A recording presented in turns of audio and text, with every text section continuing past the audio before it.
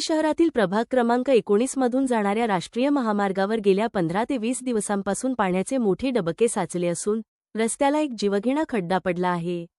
या परिसरात Oliver school, national day school आणि कब्रस्तान असल्याने नागरिकांची व शालेय विद्यार्थ्यांची नेहमीच मोठी वर्दळ असते। महामार्गावरील या खड्ड्यामुळे कोणत्याही क्षणी मोठा अपघात होऊन शालेय विद्यार्थी किंवा नागरिकांची जीवितहानी होण्याची दाट शक्यता निर्माण झाली आहे।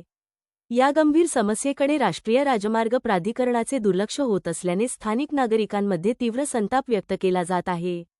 या समस्येची गांभीर्याने दखल घेत ऑल इंडिया मजलिस-ए-इत्तेहादुल मुस्लिमीन पक्षाचे प्रभाग 19 चे नगरसेवक आमिर पठाण आणि प्रभाग 14 चे नगरसेवक शोएब बेग मिर्झा, साजिद अली साई, फिरोज खाटीक, शादाब खाटीक यांनी सोनगीर टोल नाका येथील कार्यालयात जाऊन अधिकाऱ्यांना अधिकृत निवेदन दिले।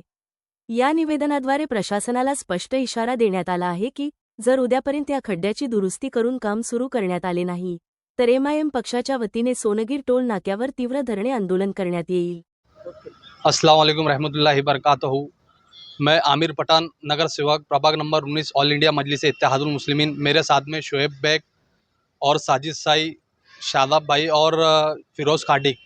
हम लोग जो प्रभाग नंबर 19 से नेशनल हाईवे जाता है, तकरीबन कम से कम 15 से 20 दिन हो गए हैं। वहाँ पर पानी जमा है, गड्ढा बहुत बड़ा है। वहाँ पर ऑलिव स्कूल है, नेशनल अपना डे स्कूल है और कब्रस्तान है। कंटिन्यू आने जाने के लिए वहाँ पर कंटिन्यू रश रहता है रास्ते का। और वहाँ पर 15 दिन से वो गड्ढा इतना बढ़ चुका है। पहले भी फोटो सेशन गंज हुए, लेकिन हम लोग धुलिया टोल नाका, जो धुलिया का सोनगीर टोल नाका है, वहाँ पर हम लोग पहुँचे। वहाँ पर मेरे लेटर पैड पे हमने निवेदन दिया है कि कल से ये काम शुरू नहीं होगा। तो हम लोग यहाँ पर जो सोनगीर का टोल नाका है, यहाँ पर हम लोग पूरे मजलिस इत्तेहादुल मुस्लिम एमआईएम पार्टी के तरफ से हम धरना आंदोलन देंगे।